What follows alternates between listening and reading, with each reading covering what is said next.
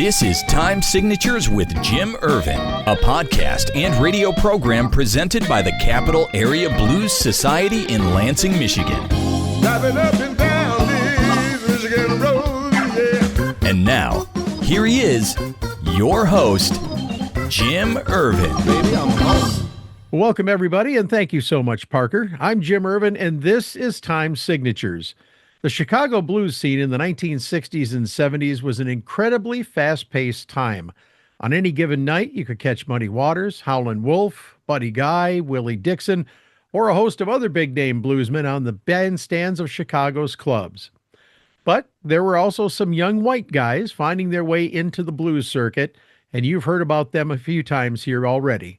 Paul Butterfield, Mike Bloomfield, Corky Siegel, and many others like them were sitting at the feet of these blues giants, learning all they could about this amazing music. And fortunately for them, the aforementioned bluesmen of the day recognized their passion and respect, and they were welcomed into the fold with open arms. Well, another young man found his way to the Chicago blues scene, and it didn't take long to land a position as the first guitarist with the great Otis Rush, where he played for several years. There's a great deal to talk about here, so let's welcome a man I am honored to have with me today. Ladies and gentlemen, guitarist, bassist, harmonicist, and the originator of the one-man jam and member of the artist production program. Come on in here, Billy Prewitt, and welcome to Time Signatures. How you doing, buddy? Thank you, Jim. Good to see you. Good to see you as well, man. We got so much to talk about here. Now, I can imagine that you've been interviewed countless times, okay? And the questions, I'm sure, feel repetitious to you. But trust me when I tell you that your stories need to be encapsulated, and it's my goal to hopefully find something new to talk about with you today. But first things first, Billy, where did your music and journey in music ultimately begin? Let me turn my cell phone off. Boy, as a little kid, my parents really never listened to much music. My dad was from Kosciuszko, Mississippi, so he was a real straight kind of guy. And Sure. I just started paying attention to music about in high school when I was 15 or 16, in Omaha, Nebraska, of all places. Buddy Miles started there. And that's when I really first became aware of blues. I heard stuff on the radio, Ray Charles and all that, and I said, man, this is some cool music. And so, my dad was from Mississippi, and he was, sort of a backwards thinker. He was a good dad and provided well, and he was real supportive about everything. But he didn't quite understand why I was listening to Ray Charles and all this stuff on the radio, So I said, Dad, this is some really good music. And he goes, well, why do you have to listen to like this gospel stuff? Why don't you listen to, there's Pat Boone and stuff like that on the radio. You could listen to nice stuff. And the more he didn't understand it, the more into it. And so I started I bought some Jimmy Reed albums at a record store. I was in a corner of a record store, and it was all the straight stuff. And then I saw a little dark corner over in the corner of the record store, and there was Bo Diddley, Red Yeah. Fox, Paul Butterfield blues album. I said, what, Paul Butter? This was like, early 60s. And I said, Paul Butterfield, and I turned the album over, and I said, this looks interesting. And I had a bunch of guys sitting on a back porch in Chicago. And so I just brought it all home, Jimmy Reed home. Of course, I was listening to Chuck Berry and all the stuff that was on the radio, too. And so I started listening to all these blues, the original Jimmy Reed, which was 2120 South Michigan Avenue. It's about 5 blocks from where I live here. And of course, I didn't know that stuff then. And so I got into just the sound of the blues. I don't know what it was. It was the magic of just the black blues music really got me off. Just the groove of it all. So that's where I started. That's where I started listening. And so I read the albums, and it says for quite some time. I turned over the Paul Butterfield album. Quite some time he's been playing at Big John's in Chicago, and I thought, man, Big John's, and that was at North and Wells at the time. And so I thought I better move to Chicago if I'm gonna hear some blues. But I was already playing in little bands, little tree. I had a combo. My mom said, you need a combo. So I was already playing rock and roll in Omaha, but I decided to move to Chicago, and that's where I started listening to all the blues guys in person. Billy, you mentioned in an earlier interview that you experienced a life-changing moment when you were about 12 years old. So we're going to take a little step back here. Okay. When the song Stay came on the radio by Oh Maurice yeah. Williams. Oh Talk yeah. about that for me, would you please? Oh man, that was back in Indianapolis before Omaha, Okay. Nebraska. I was my parents sent me to military school, and I came home and I wanted to go to regular high school because there were girls there, and so I bought some albums. I heard I heard "Stay" by Maurice Williams and "Book of Love," the monotones, yip yip yip yip bum bum bum, Oh, yeah. and that really caught my ear. And I said, "Man, this is really some cool stuff." So that's what hooked me. And then I was crossed between. I was listening to Everly Brothers at that time too, and the Everly Harmony. I said, "Man, this is all kind of a melting pot." And so between the Everly Harmony and Stay, but when I heard Stay, that's the first time I really got chills. Just where the hair on my arm stood up in the back of my neck, and I said, Yeah, "Whoa, man, this is really some down to it." Uh, you know, you know, almost gospel, but I didn't know what gospel was at that time. I was an uneducated kid going to high school, and that's when I really got into it. would you say that that moment is where you realize that you were probably destined to be a musician for life? Oh yeah, I was. Oh yeah. I said, this is something I want to do the rest of my life, and I'm going to do it. Nobody's going to stop me. And of course, my parents says, "Well, you can't even read music. You can't do this." I said, "I don't think I have to, Dad. I can just make stuff up and play." And I already had a guitar. I didn't have my first Stratocaster yet, but I had an old guitar, and I was learning Chuck Berry songs, and I knew three chords, and I said, "Well, geez, I can write stuff around this," which was really Johnny Be Good with different words. But I said, "This is original material," and so my dad said, "You can't hope to make a living doing this," and I said, "Well, I'm going to try." So that's when I really decided that I got to try this, no matter what. Indeed. You are, by your own definition, a self-taught musician. Yeah. You learned guitar, harmonica, and bass on your own. That really took some dedication, didn't it?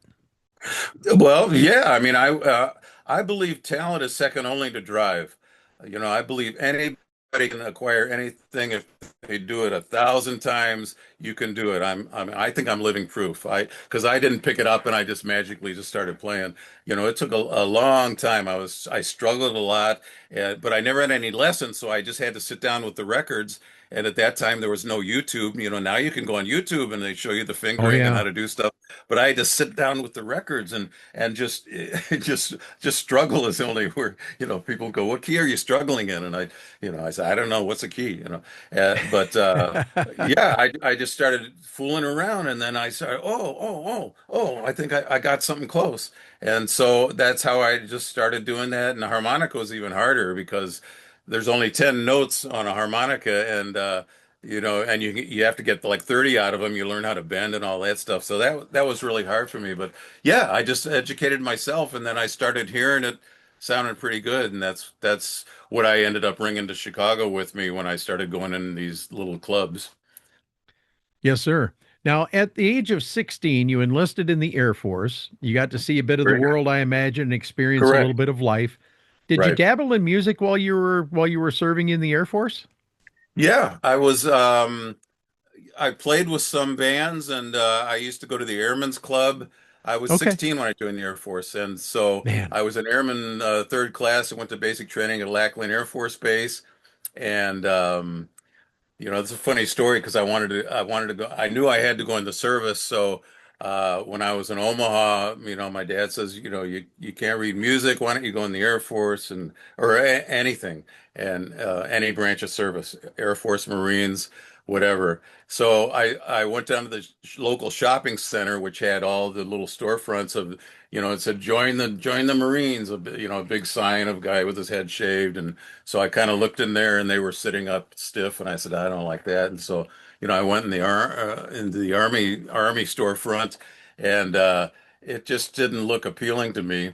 And then I saw a little place that says "Join the Air Force." It was down at the end of the hall with a little flickering fluorescent light. And so I walked in that, and this guy, this overweight sergeant, had his feet up on the desk, and he was watching TV with his back to me. And I walked in, and I said, "What is this?" And he turned around, and goes, son, this is the Air Force." And I said, "Oh, this sounds." I had my sideburns and my Elvis pompadour, and I said, "Oh, well, can I join the Air Force?" He goes, "Yeah, when I'm done watching, The Price is Right here." And so I said, can I?" And he goes, "We see a few guys like you walking around like that." And I said, "Oh, okay, great." And so I said, "Sign me up." So that was it. So I got a paper bag, and my mom put my underwear and some candy bars in there, and I went to Lackland Air Force Base, and that's where I went through basic, and then I ended up at Castle Air Force Base and Vandenberg Air Force Base, and I played guitar in the Airmen's Club, and I knew enough chords by then to get a job with at least Sure. the Airmen's Club. I couldn't get in the Officers Club, but the Airmen's Club I could do. So And then when you got out, you made a major connection with Wayne Cochran after your move to Miami. This was a connection that really would alter the trajectory of your life, wouldn't it? yeah, that was I had a band called What's Left, and I still hadn't heavily gotten into the blues. So we couldn't think of a name for the band, and we said, geez, we like the Who, but that's not a very good name, and there already is a Who. We said nothing's left, so we named the band What's Left. And our manager at that time got us a job playing at the house as one of the house bands next to Wayne Cochran at a place called the Barn in Miami. And it started at like 9 at night, and it went to about 3 in the morning. And Wayne was doing like 45-minute sets, and then we'd do half-hour sets in between then. And we'd start the night with a little. We were like an English band. We weren't, it was almost like a Beatle copy band. And Okay. we'd start playing, and we'd do a half hour, and then the setup was that they'd come on. Wayne had a bunch of horns, and they'd come on and start playing the last song we were playing at the same time without stopping. And the horns would come up one by one, and then pretty soon there was a big horn band, and then we'd leave one by one. And then finally Wayne would come out and he'd do this James Brown thing. And I thought, well, that's interesting. And so I discovered James Brown. I said, I went right to the source, right to the horse's mouth. And that's how I got into James Brown, is at the Barn Wow. in Miami. We were young and inexperienced, but we shared the dressing room with Wayne Cochran, and that was interesting. That was a good training ground for me. Indeed. And from there, you moved to New York, and that was at the Village where you met Paul Butterfield. And as I was reading, Paul was recording the album Keep On Moving, and you met him in the elevator. I've got to hear this story, man. That was Said I gotta get a job. I gotta figure out this harmonica thing.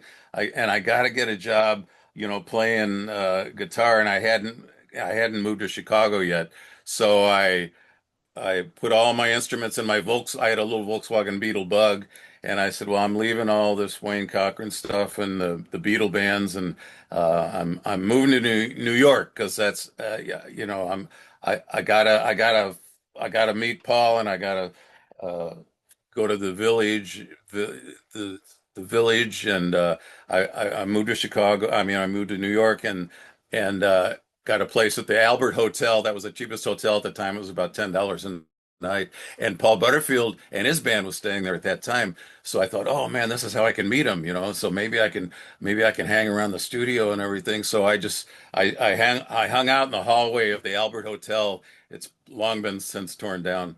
Uh, but I hung out to ambush him. I waited there for hours, and I came in one night after playing at a place in the village. I think I can't remember the place, but anyway, he came in, and so he walked into the elevator, and I said, "Hey, Paul, my name's Billy Prewitt, and I'm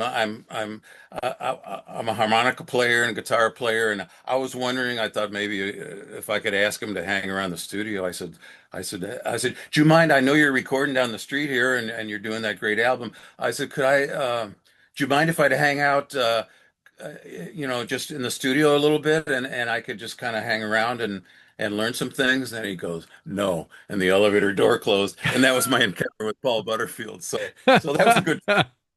these guys are hard, so I guess I'm not going to get in the studio. And so I just hung around New York and played with some bands. And then I said I got to move to Chicago, and that's when I said I'm gonna pull the trigger and bite the bullet and move to Chicago, and I'm just gonna start hanging around. And as soon as I moved here, there was a place called Mother Blues, Yeah. 1446 North, and that was the big hideout then. That was the big hangout because that's where I read on the Butterfield album he had been playing at Big John's, which was at North and Wells. So as soon as I got to Chicago, I walked down to North and Wells. There was a big parking lot there, and I said, "Oh man, what?" I asking some people. I said, "Is Big John's around here?" And they said, "Oh, they tore it down. That's the vacant lot." I said, "Oh man." So I went down to Mother Blues, and they had Wow. entertainment every night and it was like a $2 cover charge. Every night there was like Muddy Waters, Magic Sam, Howlin' Wolf, Hmm. uh, uh, every night for like $2. And I got to know Lorraine Blue, which was who they called Mother Blues, and she could see that I was hungry to learn, and so she quit charging me the $2 cover, and I'd go down there every night and just walk in. And um, there's some funny stories on the podcast. I sat in with Wolf, and I played too fast, and he kind of threw me off the stage, and that's a very funny story. That's one of the episodes on my podcast. And so, I heard Wolf and Magic Sam didn't need any help. He wouldn't let me up. And one night, Otis Rush was playing there, and he was such a clean dressed gentleman. All these blues guys had Wolf would wear these coveralls, these overalls, like he came off the farm, and Otis had a white shirt and a suit and a tie. And I said, man, I said, so I listened to him for a while, and I said, man, this guy, he's a real blues guy, but he looks like a gentleman. And he came down, and I said, Otis, I don't, I'm afraid we're going to get the Butterfield experience here. And I said, I'm new in town, and I'm a guitar player, and I'd like to, you could probably show me the ropes. And I really didn't know how famous he was at that time. He was already a big star in Europe, Sure. and he'd go to Japan, all over Europe. He was a huge star. He had lots of albums, and I thought he was just a local band like Howlin' Wolf and Muddy Waters, the bands that played there every night. I said, this is a cool neighborhood. Man, these are local bands. How cool is this? So, I asked Otis, I said, do you mind, could I maybe audition for you, and maybe you'd consider, I could be a rhythm guitar player. And so he says, yeah, he's come up last set, and he said, there's my guitar, go up and start the set. And me. And so I played a little bit, and that's another episode on my podcast. I was scared, and I just did my best, and I came down, and Otis said, yeah, would you like to join my band? And I said, yeah. And he goes, okay. He says, we don't rehearse, but it's just blues. Just listen, and I'll kind of show you what to play. And that he says our first gig, which was his next gig, was the first Ann Arbor Blues Festival. That was '69 in Ann Arbor Blues, Michigan. And so that was my first experience in front of 10,000 people. 10,000 Man. people. There I was in front of 10,000 people. So that You was know, my I, training ground. Sam. yeah, talk about a trial by fire, man. I live about an hour away from Ann Arbor, and Oh, I was only four at the time, so I didn't get to go. I didn't get to see it, but I do have a copy of the album. I got a box set down here with the albums and stuff. But everybody was there. I mean, if they were in the blues, if they meant anything to the yeah. world of the blues, they were all there. I got to ask you from the perspective of at the time a very very young Billy Prewitt, what was Yeah. that experience like for you, other than having the crap scared out of you? It didn't scare me, because I thought, you know, when I came to Chicago with Otis and all those guys, Yeah. everything I learned was taught to me by black traditional musicians, and I'm proud of that. And they always sense that, and and they always protected me, and I never had any problem about being scared. And I Well, I guess was just the experience, I guess, is what I was referring to. The experience of being in front of 10,000 people. Oh, that was, yeah, that was, I just, I didn't know I thought, man, I'm glad I'm not the leader of the band, because he's got to sing and all that. But that was overwhelming. The first, you were 4 in '69. You were 4 years Yes, old sir. in '69. Yes, sir. Okay, I was probably 20, and I just yeah, I just it was just that was well, that was the first Ann Arbor Blues Festival, so it had never been Yeah. before, and nobody knew if anybody was even going to show up. And that was the same year the Woodstock was around Yeah. 69. Nobody knew, 500,000 people went to Woodstock. So 10,000 festival. It was over 3 days, I think, and there was all kind, Wolf. Everybody played there. Everybody played there, and Everybody. so we were just hanging around backstage. There was no backstage. It was just an open field, and it was overwhelming to me. There's not one picture of that. There's no videos or anything because that was the first one. Nobody came. So if Man. anybody has any pictures, that'd be great. I'd love to have a picture of Otis Knight, that first Well, one. I'm hoping to get a chance to interview the gentleman that worked with the Blues Fest. Still, I'm working on that. But you mentioned the trip up there from Chicago, Billy. What was that experience like? Taking your first, I mean, you just joined the band, and here you are, you're taking a road trip with these Yeah. guys. What was that like for you? I'd never hung out with real blues guys. Right. My experience was down in Florida and Omaha playing with Beatle bands and all that. And here I am accepted. I really felt accepted. The a black band had accepted me. I remember the first job I played with Otis. Um, local clubs, and they were just little bars, there was a bar and everything, and I never really had any fear. And I remember one night I was playing with Otis at a place on North Avenue, real close to where Big John's used to be, and Otis would always give me like one solo during his set, and so I had to really make it count. And I remember I played this one solo, I played my heart out, and I tried to do good, and Otis looked at me and smiled, and a guy came up to me, and he laid a $5 bill, at my feet, and it was my first tip, and I got $5 for that solo, and I've got it framed in my living room because that was my You still first, have it. yeah, I've got it Wow. framed. That was an all black crowd of working class people, came up, and here I was, a white boy playing with Otis, and I played a solo, and he accepted me, and that to me, I mean, that's the biggest compliment in the world. I mean, that's better than reading music or anything my dad could say. I mean, I was accepted, and so then I really started digging in and trying to get good playing guitar and harp. Yes, sir. One more question on Ann Arbor Blues Fest. Do you have any great stories, things that stick out in your mind as something that is a memorable experience while you were there with all of these Uh, greats? Ann Arbor, I was just sitting off stage. We only played the one day. There was 3 days, I think, and I think the day we played, Wolf and Muddy played, I think, and people that I'd never heard. I mean, I thought they were local bands. I mean, I didn't know. I had no idea that Otis, was an international star already. I had no idea that Wolf had already recorded Smokestack Lightning and all these classic songs that were Wow. brand new to me. And so I was just sitting off stage, watching all this, and I'm going, this stuff really has a cool beat, and I was just, I remember driving up. I remember Otis. Otis was a real sweet man, and he was real introverted. But he used to have panic attacks sometimes. And I remember driving up. We were driving. It was a long ride from Chicago, and I just remember he had to go to the emergency room, and I was riding in Otis's Cadillac. He had a Cadillac, and he put a little U-Haul trailer in the back with the amps and guitars in it. And I was riding with Sam Lay, and Eddie Shaw was in the band, and a couple others. But I remember we had to go to the emergency room on our way up in the hospital, and Otis went in, and we had to sit out in the car for 2 or 3 hours, and then Otis came out, and he goes, "Doctor said I'm okay. Let's go."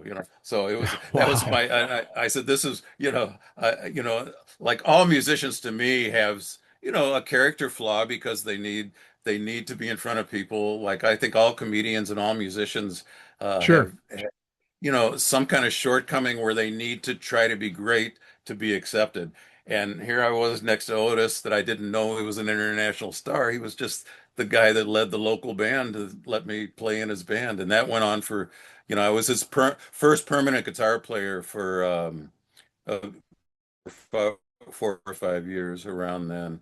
and I was Four his time. first Okay. permanent. There was one guy before me that was his rhythm player, a guy named Red, I think. And Okay. the rumor is I heard that Red used to give him $5 a night to learn from him.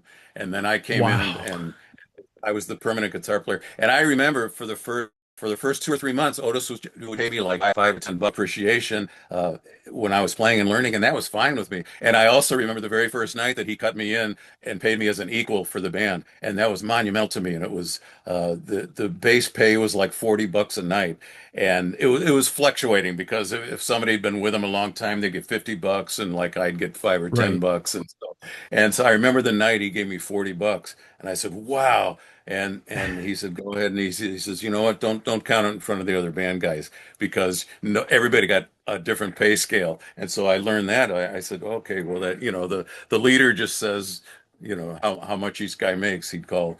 There was landlines then. There was no cell phones. To play the Sure. gig, they'd have to call your house and say, we're playing a gig tonight. It's I Spy Lounge and it pays $50. You want to play? And yeah. And so that's the way it went on for years and years. So I learned the mechanics of real blues from real blues guys in Chicago. Now, Billy, you mentioned a couple of minutes ago that you attended Woodstock, the Woodstock. Right. And ironically, I'm wearing this is my piece of stage. This is a piece of the stage from Woodstock, Okay. and you Okay. can find it at pieceofstage.com. They're not a sponsor. I stumbled on it. It comes with provenance and all kinds of documentation. It's really cool. But I wanted to ask you about that because a friend of mine from down Metro Detroit, Maruga Booker, was playing with a band over there during Woodstock. And so many great bands of that day were there as well as 500,000 people. What was that experience like for you? And were you there for What all 3 days? No, that was when I was looking for Paul when I was living in New York. Let's Okay. see, at that, and somehow I was living in I was staying in Long Island somewhere, and so I was close to Woodstock. And Okay. I remember I saw all these posters, Woodstock with all the, Hendrix, da da da da, all the Butterfield, everybody playing. And so I wanted to go there and just see this experience. I had no idea it was going to be an earth-shaking, monumental 500,000 people there. And I had my Beetle bug, and I uh, I decided to. I think it was Friday, Saturday, and Sunday, and I think yeah, Hendrix played on Sunday, so I couldn't get it together for the Friday and Saturday. But I thought Sunday I'm gonna go and I'm gonna go to Woodstock and I'm gonna see this experience. So I drove all the way up there, and the closest you could park was about 5, 6 miles away. It was just chaos, It was just Yeah. everybody was, the cars were. It was gridlock. And so I got it like 4 or 5 miles from the Woodstock actual scene, and I just parked on the road because everything was gridlocked and there was no people were driving off and parking in the ditches and the Wow. farms, and it was all hippies, and I was a hippie. I had bell bottoms and I had hair down here, and Sure. so I parked my Volkswagen, and I was with my girlfriend at the time, and so we had sandwiches and stuff. We thought we'd stay for the day, and it was raining, and so I thought, well, so we walked about 2 miles, 3 miles, and as we walked, um, people were coming back just covered with mud, and they goes, you don't want to go down there, it's a mud pit and everything, and I said, I don't care, it's music, I want to see it. And we got closer and closer and closer, and people were just coming back covered with mud. And so we got up to the gate, and it had already thinned out because it was raining, and you saw the films of all the mudslides and everything that was going on. And so the gates had already been crashed, and we were wet and soaked, and I was just, and so we gave up and turned around at that point. But I was on the property. I was at Woodstock, and I was right at the gate, and I wish I'd have stayed because Hendrix didn't play till the next morning. I mean, Right. I was about to sit around in the mud for all night and be wet. But I mean, if I would have known the history, I certainly would have. But that Sure. was my experience with Woodstock. But I was there. Yeah, that's cool, man. So after working with Otis Rush and playing about for a bit, you started another band, and this one had personal ties to your own name. I'd love to hear the story behind, what was that Horace Monster? Is that what you called Yeah, it? Horace Monster. That was my rock and roll. I played with Otis for so long, and I stood behind him, and he was a great man, and I finally realized how famous he really was, and it was real flattering. But I still had the fire that, I had real long hair, and I wanted to play rock. I wanted to use Marshall amps. We had two Fender Bassman amps with the old Fender Bassmans with 10-inch speakers, 40 watts, and we turn it all the way up and it would sustain. Use that sound, and I wanted to play rock and roll. So I decided to leave Otis, and who, by the way, Bob Levitz took my place, and he was such a gentleman.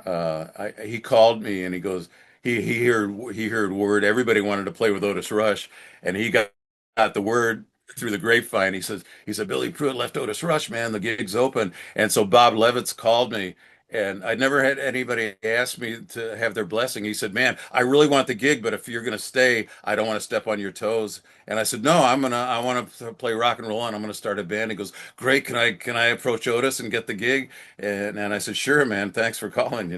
And so he approached Otis and asked him, and he ended up playing with Otis for the rest of his life and the rest of Otis's life. Yeah. Anyway, um, but that was nice, Bob Lovitz. Anyway, so I got into yeah, Horace Monster was the rock and roll band. That was a uh, four-piece band in the beginning, and then a five-piece, and it was just heavy metal rock and roll. And we played bars and tore it up for 6 or 7 years without a personnel change. And Wow, that's pretty good. Yeah.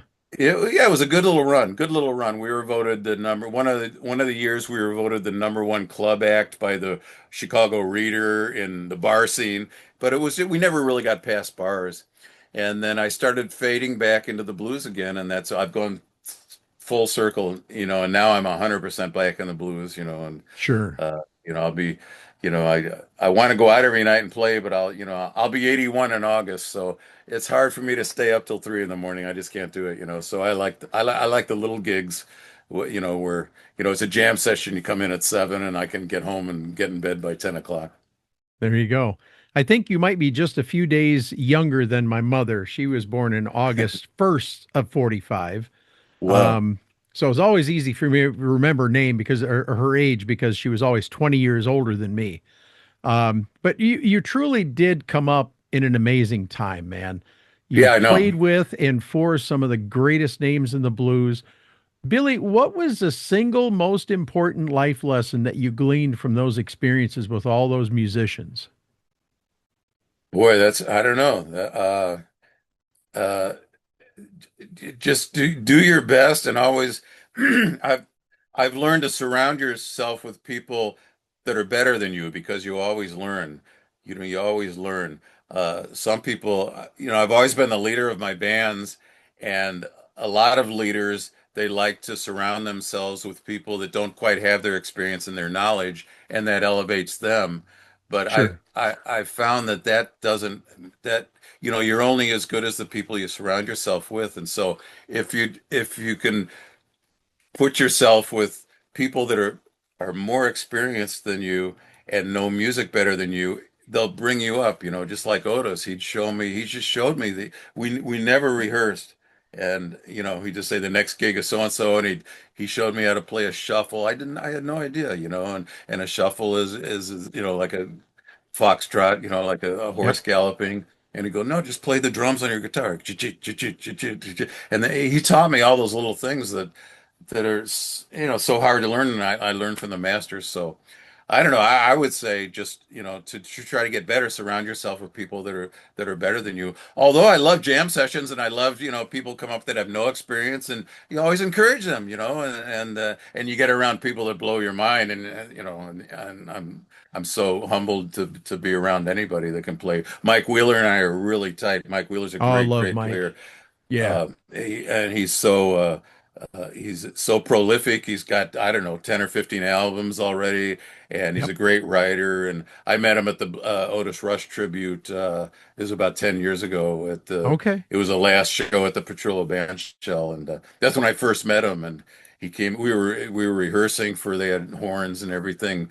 Dick Shurman produced it. And that's the first time I met Mike. And, he came in and he was pinch hitting for some of the bands that couldn't fly in that day, and so he was doing the vocals, and he was tuning his guitar, and he goes, "Man, you got a tuner?" And I loaned him my tuner, and he tuned up his guitar, and then he sang a song that wasn't even in his key, and I says, "Man, you sound great," and he goes, "Oh, thank you, sir." And then Rich Sherman told him that I was Otis Rush's guitar player, and uh, and then ever since then he's had a lot of respect for me, and he'd bring me up to play, and we're real tight. I just last Sunday I he played a duo with his bass player at Buddy Guy's Yeah. Legends, Yeah. and I just showed up with my harps, and he always brings me up, ladies and gentlemen. He's so polite. Got a blues legend, and he brought me up, and he says we're supposed. He was supposed to play two 40-minute sets between 5 and 7, and I showed up about 5:30, and we were playing, and he said, the audience was being real receptive because Mike's such a great singer. He was playing acoustic guitar, and I just play an acoustic harp.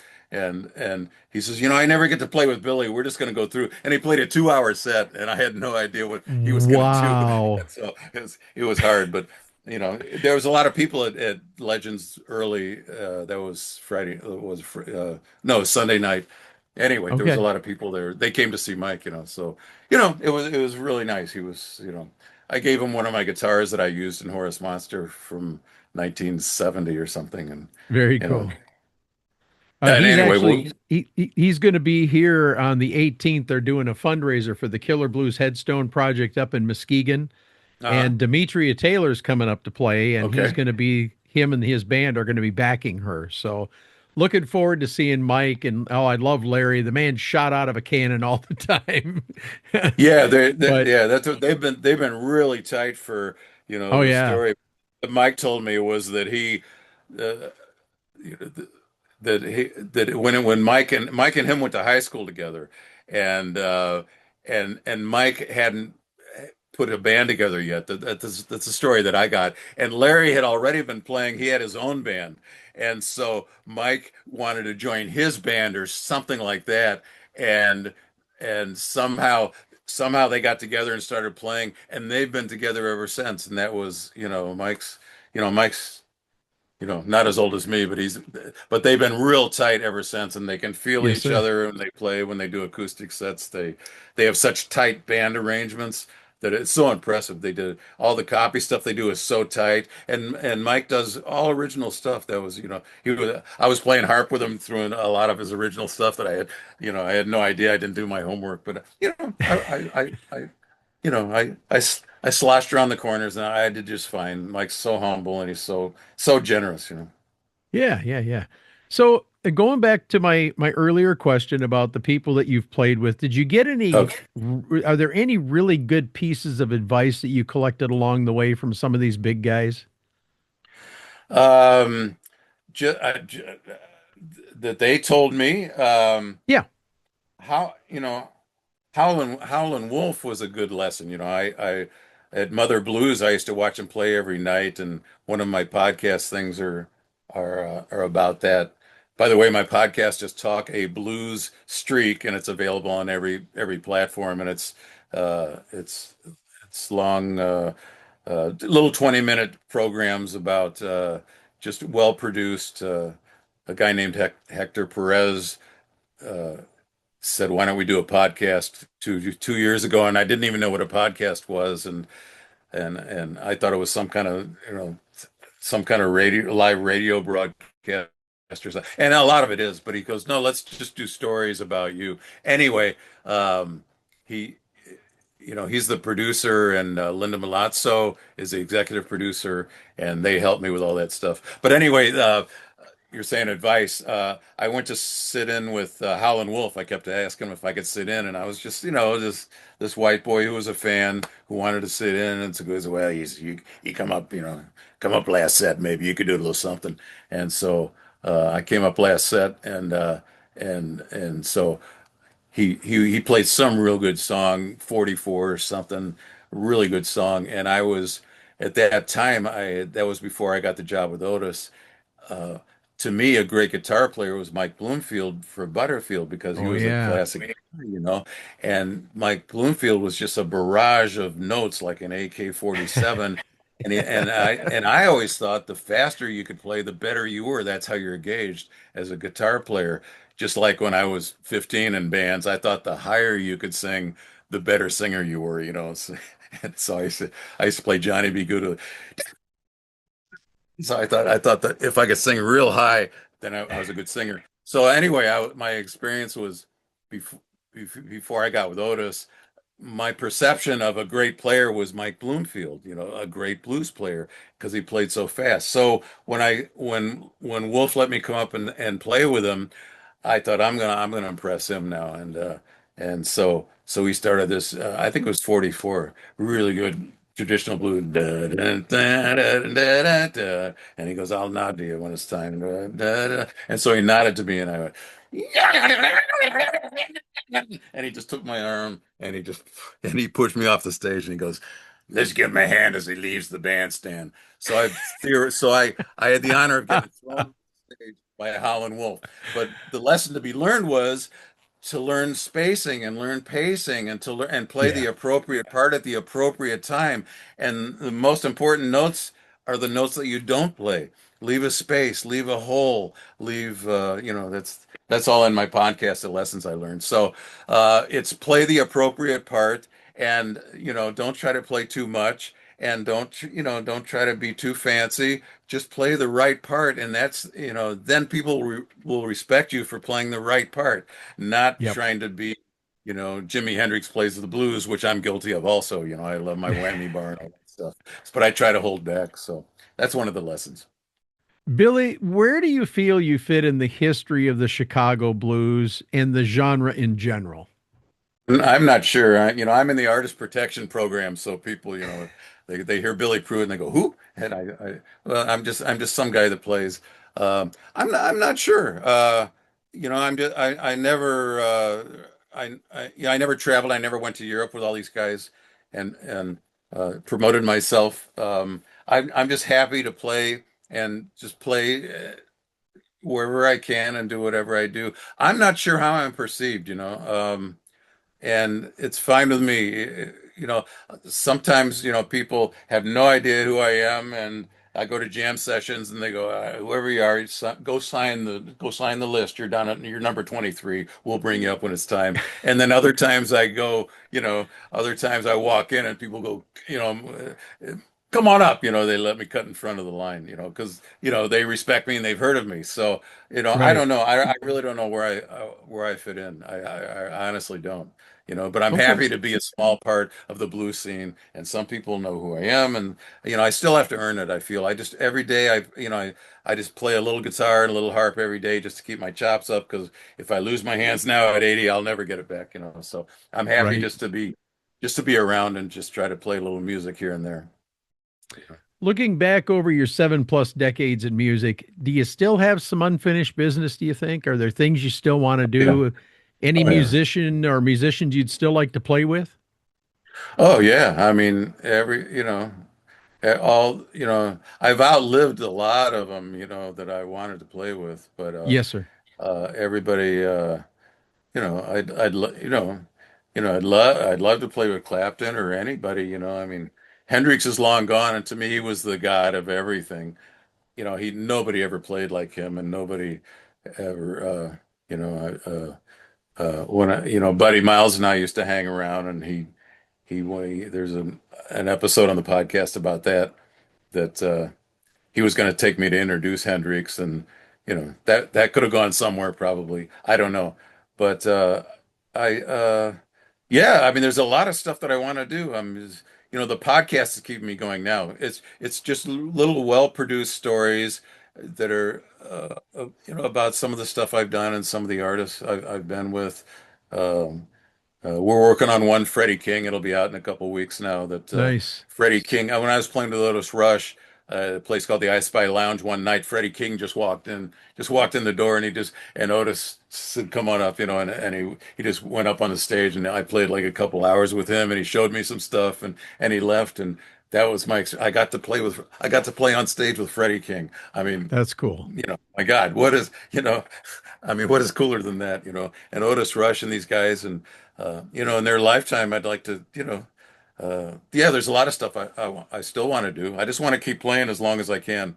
Just like Sure. Mike says, and Mike goes, "Why don't you come out and play?" He calls me all the time. He goes, "I'm checking on you, man. I haven't seen you in a couple of months." I said, "I'm feeling my age, Mike," and he goes, "Well, I'm feeling my age too, but that doesn't stop me. I'm gonna keep going as long as I can." So, um, I don't know. That's all I can do. You should sneak up to Muskegon for the 18th. You really should. That would For be, the thing that Mike's doing. yeah, well, it's a fundraiser and he's playing, his band is backing Demetria. I'll send you Okay. the information. If you can Okay. do it, that You would never be know. so cool, man. You never And know. I would cover your ticket if you came out. That would be awesome. Well, thank you. Thank you. So That's great, that man. that'd be So fun. I don't have to sign the sit-in sheet and come up No, 20th or no, whatever. no, but I'll make sure if you show up, I'll make sure to put a bug in Mike's ear because Oh I yeah, think no, no, that'd just be cooler than hell. yeah, that would be fun. And Mike, Yeah. he loves to play. Like I said, yeah, Sunday at Buddy Guy's, he said, we're just, oh, that was a story I didn't finish. Yeah, we were playing, he did a 2 hour set and he goes, we're supposed to take a break, but I never get to play with Billy. So we're just going to go all the way through till 7:30 or whatever it was, seven. Wow. And so I did a 2 hour set with him and the audience was real nice. And I can, like I say, people just don't know. He goes, "There's Billy Pruitt, Billy Pruitt." And so when I came off stage, there were a couple of people sitting up front, and I do shameless self promotion. I carry my little business cards around with my gold guitar, my Billy Pruitt, and the people in front. I said, "Oh, here's my business card," and they said, "No, we Googled you while you were playing, man. We know who you are." And I said, "Great, so." That's great. So some people, you get recognized, but that's not why you do it. You do the music because you love it. It gives me chills when the groove is right. Yeah. My favorite changes are no changes. I mean, blues are 1 4 5. It's three chords. It's all but my favorite changes are, smokestack lightning, little, songs that just have a groove. And to me, it's the beauty of repetition. That's what Prince said. The beauty of repetition, it's hypnotic. Just the same thing over and over. I can listen to it for 20 minutes, one song. If the groove is right, then you play Yep. the harmonica. And if you can give people the chills, then, you did it. And some nights are better than others, but you can't be afraid. You can't be afraid. You just go up and do it. I mean, sometimes you strike lightning and sometimes, you should have stayed home. But, hey, you get what you get. It's only as good. You're only as good as your last performance. Yeah. Yeah, right on. Now, after you turned 80 last year, you said in an interview that your next goal was to make 100. What will you do when you reach that milestone? What do you got planned? Oh man, I just want to be able to keep playing, and I mean, it's a good gimmick, when they help you up on stage, you get the sympathy applause. Oh look, he doesn't even know where he is, hey, you kids, am I at the ballpark? What the hell is going? Oh, the audience is here. It's like so. You know, um, but yeah, it's entertaining. I remember at the end I saw Sam Lay and they helped him up on stage. I just went as a and it's just so when somebody's great, and they've been great, even if they're not great at the time. Um, uh, what's his name? Simmons. Is it Bob Simmons? No. Anyway, he just passed away last week. He was a Okay. bass player that played and a guitar player that played with Carlos Showers all the time, Carlos Flowers, and we play together all the time. But you just remember how great they were when, if they ever did it, if it was ever good in the past, it's still good. It's like some people say, "Oh, I don't like Sly or something, one of these bands because that's old." and if it was ever good, it's still good. Just like the Yep. blues, if it's ever good, it's still good. So if you can go up and represent something that you used to do, even though you probably don't have all your chops about you, at least, you're still trying, you're still paying homage, you're still playing, you're still trying to keep the blues alive, you're still respecting it. And, I love the blues because you can play on autopilot, and that's what I like about it. You don't have to think about the changes, you don't have to think about, um, yeah, it's like sometimes the jazz guys look down on blues players because they go, well, you can't read music. You don't even know what you're playing. And I go, I know, but I think it sounds cool, doesn't it? Listen, and they go, yeah, but you don't, is that a 64th note? I say, I don't know. I have no idea, but I look at the whammy bar, man, look how cool it sounds, and maybe you'll get the chills a little bit. Uh, so, if you can still represent some of what you used to do when you were young, I think it's valid, but, uh, Indeed. you know, I don't know. That's if it was ever good, it's still good. If it was good in the past, it's still good. The beauty of repetition. I just like the blues because you over and over and over. I can just go up and just play on autopilot. When the changes are coming, or if there's no changes, it's even better. So Indeed. Talk a Blues Streak, the complete documentary, is, in my opinion, required viewing if you're a fan of the blues. This program contains an interview with you, hosted by blues mm, historian Dick Shurman, and features Chicago Blues Hall of Famer Mike Wheeler, the aforementioned yeah, Mike Wheeler, and the right, last known interview and final performance with the yeah, legendary Sam Lay. yeah, yeah, Um, this is the yeah. only blues documentary to ever win an Emmy Award. How cool is that? I know. Can you believe it? I mean, can you believe it? I just thought, I So just much for wanted the to. Artist That was Protection Program. Right, right, right. So I thought, well, I'd like to document some of the stuff I've done, some of the roads I've been down. I think it's kind of valid. So we did it at it's called Rocket Productions, Chicago, and that's where I met Hector Perez, the producer, and he really got into it. I said, I want to do some kind of documentary, just to kind of document stuff, and I had no, I thought it was just going to be. A little black and white thing with lousy sound and out of focus. And, at least it's something, when I'm gone, they'll say, oh, yeah, that guy, I remember him a little bit. Um, and so, we decided to do it at a club called, Blues on Halstead. It's right across the street from Kingston Yes, Mines. sir. And they've been long gone and closed. And I think they're going to tear the building down, but we were, Ah, Rich and I said, I want to do a documentary. You want to do it? And he said, sure, because I've known him 50 years. He used to come to see us with Otis Rush, and so he was happy to do that with me. And so the two of us played, and he did the interview, and it just it and we chopped it together and made a documentary, and yeah, it won a regional Emmy, and no blues documentary has ever won an Emmy, so that kind of validates something. I mean, it's got well, and something. and as a blues historian, which is what I'm aspiring to be with this program, You are already. as I said, it's required study. I mean, this was a great program that you guys put together. And then, of course, you have the Talk a Blues Streak podcast, which you have shamelessly promoted several times already. I was going to Yes, get to it, but I wanted to wait and get to it towards thank you. the end. But these are really cool because unlike a program like Time Signatures, which runs on average 30 to 45 minutes, in this case, we're coming up on an hour. I'm But sorry. when you, I no, no, I no, no, no. apologize. When you got somebody that likes to talk, I've learned, Yeah. especially somebody that has stories like you've got, I'm not going to shut you down. I told you that when we talked about scheduling this in the first place. But I love the approach that you take with this because they're little bite-sized chunks of your own blues history done your Yeah. way. And I really have to tell you, man, I'm a fan. I am.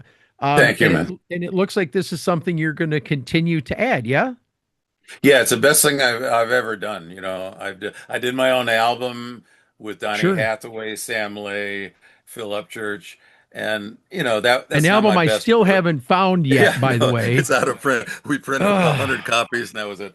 I know it's out of, but that's not my best work. But Talk a Blue Streak is just really valid. It's just uh, there's just such well-produced stories, and I'm really proud of it, and I'm just trying to leave something behind so that one day, somebody will say, "Oh yeah, that guy, oh yeah, that guy, he did something."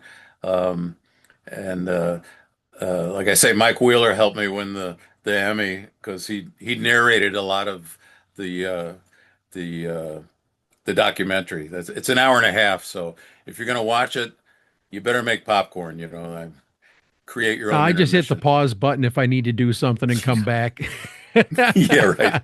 It goes on forever, but Well, I would like to recommend to you, especially since you're doing these as a preservation step, to consider the Blues Archive at the University of Mississippi.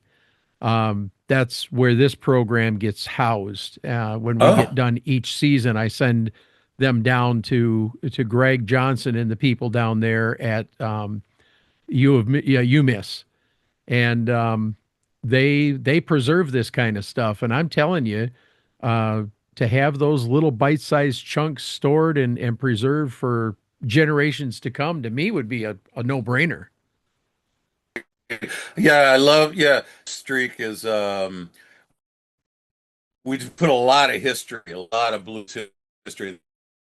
That's my contribution, that's it's a lot of stuff pays high to everything about how these blues people got to where they were and what they went through.